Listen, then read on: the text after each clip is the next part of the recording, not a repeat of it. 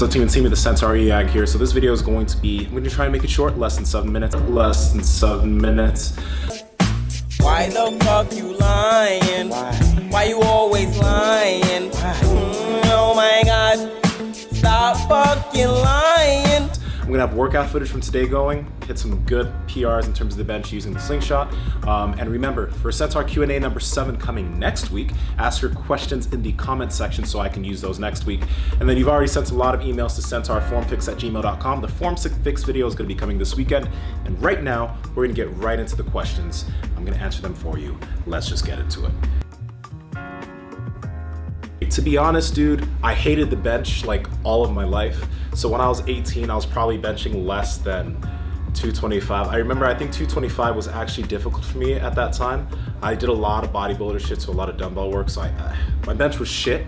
My squat was actually also shit. I was probably squatting like, I don't know, 315 was difficult for me, but you gotta remember at this time, like a majority of what I was doing was soccer. I was running. And this was right before I actually entered college at Sac State. So my main focus was the field. I'd go into the gym and probably do more accessory work, leg extensions, lunges, less squats. I actually wish I did more of these compound movements earlier in my life because I think I'd be better at them now. I was a late bloomer. I started at like 21 or 22. For my deadlift, bro, I don't even think I deadlifted. I probably did the conventional deadlift because I didn't start sumo deadlifting until like 3 years ago. My conventional deadlift is probably also shit, definitely under 4 plates. So I wasn't a very impressive compound lifter, but I was a very impressive isolation movement pusher. So I was an impressive bodybuilder back then. Next question. So I think the biggest things, and I'm assuming that you're talking in terms of like a power lifter or a lifter in general. Number 1, sleep. It's funny you ask this question. Number 1 is sleep. Number 2 is fluid intake, so water intake. And then number 3, I would actually say obviously nutrition, but if you're a lifter, your protein intake. And just as a general guideline, I'd suggest male or female eat about 1 gram per pound in terms of protein. So if you're 180, eat 180 grams of protein. If you're on the higher body fat end, you can eat a little bit less, but I would say pretty much 1 gram of protein per body weight. Now, why sleep first? Because think about it, if you're sleeping 4 hours a night and you're trying to go lift heavy weights and get stronger, you haven't allowed yourself and given yourself the time to be able to recover. So you're gonna be fucked no matter what you do. So sleep is important. Number 2, fluid intake. If you're not hydrated, remember most of your body is comprised of water. And if you're not hydrated, there's no way you should be able to expect to perform well. And that's sleep and water are the two biggest things that I see that a lot of athletes actually miss out on. Like they're wondering, oh, why am I getting stronger? Okay, well, how long are you sleeping every night? 5 hours. Well, then I guess you've answered your question. Quality of sleep. Okay, so I just got a mattress. It's called a Bear mattress. I'm gonna be trying it out. And for the longest time, I've been sleeping in a mattress that's been kind of crappy. I was too big for it. And I just slept in my new mattress last night, and I woke up feeling fucking amazing. So it's been 1 night. What I'm gonna do is I'm gonna give you guys a review after 30 days and let you know, because for athletes, sleep quality is like the biggest thing. And just the difference in my sleep, it makes me wonder what the fuck I've been doing for like years of my life. So it's called the Bear mattress. Check it out. I'm gonna do a review about it in about a month after I get to sleep in it more and really see if it's really that good. But yeah. Okay, and then people just don't pay attention to their fluid intake and their water intake. So that's very important too. And number 3, protein. Now, yeah, the thing about protein is because like as a power lifter or even as a bodybuilder or whatever, ideally you want to be gaining strength and you want to also be gaining muscle at the same time. It's not necessarily the biggest people that are the strongest people, like I've said before, but if you are bigger, you have more potential to actually be a stronger athlete, and you don't want to be eating such little protein that over time you're not gaining muscle as you're getting stronger, because you're just pretty much leaving strength on the table. So you want to make sure you're getting an adequate protein and then obviously adequate carbs and fats, because that will help your performance over time. But I'd say that protein takes precedence over those two. Doesn't mean that you shouldn't get in enough carbohydrates or fats to be able to perform, but you got to make sure you're getting enough protein every single day. To be honest, dude, like I don't think okay, so yeah, I'm a coach, but at the same time, I don't think it's always necessary for someone to have a coach.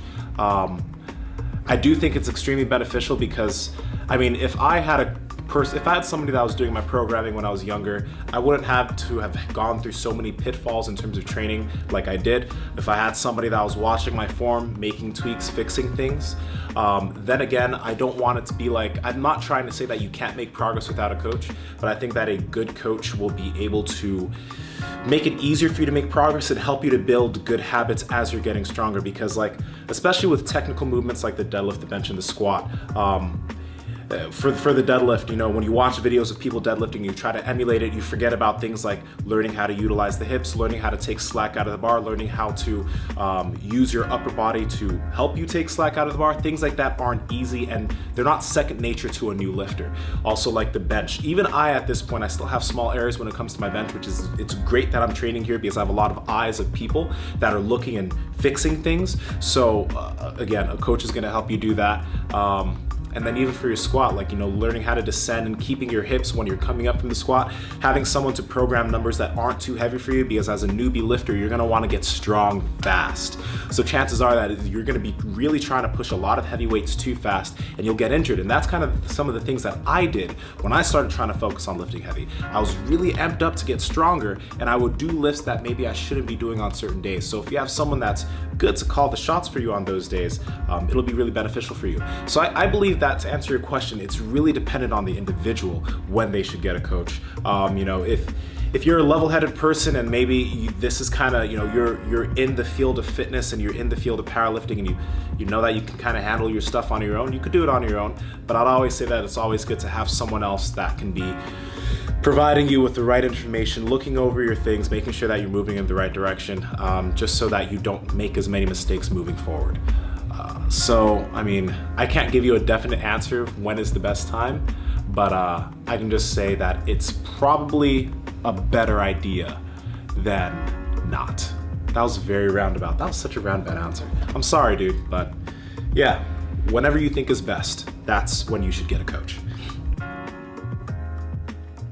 So deload week, yes, that pretty much also for me and for people that I program for, that does mean devolume week. I do taper the amount of volume. I don't taper it to an extreme amount. It really kind of depends on the training cycle that they were working, but just as a general guideline, yes, devolume week. So for example, you know, let's say that your last week, right, you benched 3x6 at 315 pounds. Actually, Anita, you benched 3x6 at 135 pounds. So maybe the next week you were gonna maybe do, you know, a 3x5 at 95, 100 pounds is gonna be easy. And then for all your accessory movements, what I generally have people do is, if it was an accessory movement that they did 3 sets, their next week on their deload week, they'll do 2 sets. And if it was like, let's say the actual movement, they typically do 3 sets of 8 to 12 reps, the next week on the deload week, they're going to do 2 sets of 8 reps with a light load. Okay, so that's generally what the guideline I'll have. Any movement that you were doing like 4 sets, next week you'll do 3 sets. If you usually do 2 sets, you'll do 1 set on the deload week. So yeah, those are the guidelines of how I actually treat it. And in terms of how often you should deload, it really depends on you. Nowadays, I deload less often, so I deload maybe every sometimes 6-7 weeks. But if you're like a newbie lifter or your lower end of novice, I'd say maybe deload every 4 to 5 weeks so that you can make sure you keep fatigue and injury at bay. Yeah, I'm pretty sure that that's a technique issue. One thing that'll, like, if you pull conventional, you need to be able, and you pull any type of lift, you need to be able to brace correctly. And especially with the conventional deadlift, it really depends on your leverages too. If you're someone who has long femurs and short arms, generally you're probably gonna, and when I say long femurs, I mean long quad muscles. I don't wanna get too technical here. So if your legs are really long and your arms are really short, when you start your conventional deadlift, you're probably gonna have a very high hip position. And usually that just means that you should maybe try and pull sumo, but that'll make it a little bit more difficult for you to actually learn how to brace and use your hips moving forward. So what you need to do, and oddly enough, most people always tell people to be patient off the floor with the sumo deadlift. You need to be patient off the floor with your conventional deadlift, and make sure that you're not trying to pull the bar too fast where you lose position. The number one goal when you're deadlifting should be trying to hold position, okay? And that'll mean that you're gonna have to have maybe a slower initial pull. So it's gonna break the ground a little bit slower, but as long as you hold position, if you're able to keep that position, you will lock out the deadlift successfully. And that's the number one reason why people fuck up. It's because they're trying to pull the bar really fast, they lose position, and then they fail at lockout. So I haven't seen footage of your lift, but I can probably say that you need to learn how to brace better. You need to learn how to hold your position at your starting position in a better fashion. So obviously, I mean, you're a beginner lifter. 5-3-1 works wonders. There are people who have commented different templates of 5-3-1 that have also a focus on hypertrophy work for their accessory work. I always say that, you know, if you're a new lifter, you should also focus on gaining muscle, because the more muscle you have, the stronger potential you'll be. I'm repeating myself right now. But 5-3-1 is a good program to do. If you've stalled on a 5x5, it could be because you haven't taken a deload in a while. So definitely take a deload, or, you know, maybe take even 2 weeks of deload if it's been a long time since you've actually done that. And then you'll probably continue to progress from there, but if you're a novice lifter, there's no reason you should actually plateau. The word plateau doesn't exist for you because you haven't even reached close to the upper limit of your strength. So yeah, either take a deload, 2 weeks, and then go back in the gym and start making more progress over time. And it also could be because maybe you lack sleep, you lack water, you lack food, like the question I answered before. Next question. So honestly, yeah, I probably will step on the bodybuilding stage, but I've really been liking performance a lot. So I've been liking getting stronger. I've been liking, you know, doing BJJ and being athletic, because, you know, my start and everything came from playing soccer, came from being an athlete. And this is gonna offend a lot of bodybuilders. I don't think that bodybuilding is a sport. It's competitive dieting, and when you diet, you get really lean, you get really weak. You know, at the end of my diet, actually probably for the last 15 weeks of my diet, my libido was so tanked that all I wanted to do was to eat. My girlfriend was pissed at me because I wanted food more than I wanted her. So I'm not in the mood to do that to myself again. I'm only gonna step on the stage when I feel comfortable, when I feel that I've achieved certain things that I want to achieve when it comes to powerlifting, when it comes to jiu-jitsu, when it comes to my personal goals. Then, and when I'm set up, then I'll feel like, okay, maybe I'll hit the stage again. And I feel like it might be 2020, maybe 2021. I'm not in a rush. But yeah, like I just enjoy performance so much more than I enjoy just doing bodybuilding, because bodybuilding it's cool. It's what I got my start with when it came to weight training, but bodybuilding for me was an accessory to soccer. I did bodybuilding so I'd be a much stronger player on the field. I wanted to be the biggest guy in the field. But then when soccer left, bodybuilding just became kind of something I did. So powerlifting and BJJ kind of fill that athletic goal. So yeah, man, I don't know, maybe not soon, but you know, maybe 2020, 2025. I don't really know, man. I can't say, but it will happen. It will happen. Anyway, that's it. That's all. I don't know if I'm gonna be able to input all these questions into the video because it's gonna be pretty long, but yeah. Remember, Centaur Form Fix is coming this weekend. Ask your questions in the comment section of this video for Centaur Q&A next week, number 6. And then yeah, I'm also gonna be at the Arnold in Ohio. We're gonna be leaving on Thursday, I believe. So that should be fun. I'll see a lot of you guys there, guys and gals actually. And yeah, I believe that's it. So, ask your questions below. This is Nsima the Centaur Inyang from Break the Bar, Be an Anomaly, and I will talk to all of you very, very soon.